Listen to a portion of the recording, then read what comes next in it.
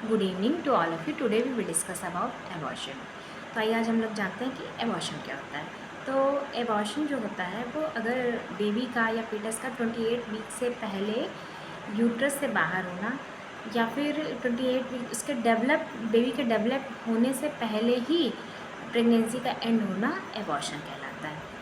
तो आइए अब हम लोग जानते हैं कि एबॉर्शन के रीज़न्स क्या क्या हो सकते हैं। एबॉर्शन के मेन रूप से दो रीज़न्स होते हैं, एक बेबी की वजह से भी एबॉर्शन होता है और एक माँ की वजह से भी एबॉर्शन होता है। तो बेबी की वजह से क्यों एबॉर्शन होता है, पहले हम लोग ये जानते हैं कि बेबी की वजह से इसलिए एबॉर्शन हो सकता है क्योंकि अगर डिफिशिएंसी इन एग्स है तो हो सकता है बेबी फीटस को ऑक्सीजन नहीं मिल पा रहा है तो भी हो जाएगा, और प्लेसेंटा में किसी भी प्रकार की कोई कमी है तो भी हो जाएगा, क्रोमोसोमल डिसऑर्डर है तो भी हो जाएगा।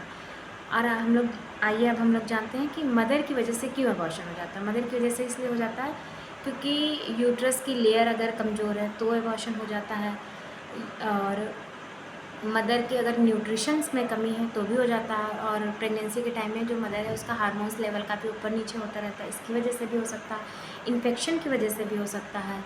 और एबीओ या आरएच नेगेटिव अगर है, आरएच ब्लड ग्रुप नेगेटिव है तो भी एबॉर्शन होने के चांसेस काफ़ी होते हैं या फिर हो जाता है।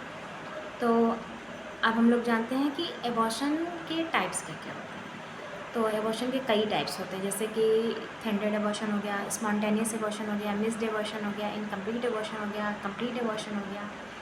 आई होप आप लोगों को यहाँ तक समझ में आया होगा। Thank you for watching this video.